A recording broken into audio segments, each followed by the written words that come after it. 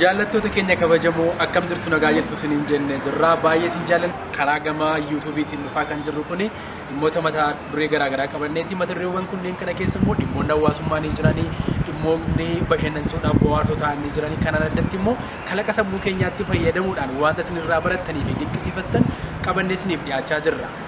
Akka amma argaa jirtan kanatti kan isiniif haasaa jiru obboleessa keessan jaallatamaa Geetahuun Waaqwayyaatii gama gummaa kaameraatiin immoo cinaa dhaabbachuudhaan kaameraan kun qulqullina qabaatuun akka argatuuf waraabbii gochaa kan jiru obboleessi keenya Muhammad Aliyyi nu faana jira.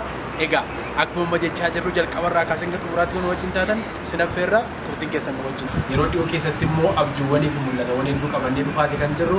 Abjuun keenya kun dhimmoota hawaasummaa keessaa wantoota sin barsiisan sin bohaarsan jennu qabannee dhufaati kan jirru. Kanaan dabalatatti immoo kalaqa sammuu dabalannee yookaan immoo kalaqa sammuu keenyaa fayyadamuudhaan waan sin barattan hin bohaartan ittiin jennu qopheeffannee dhufaa jirra.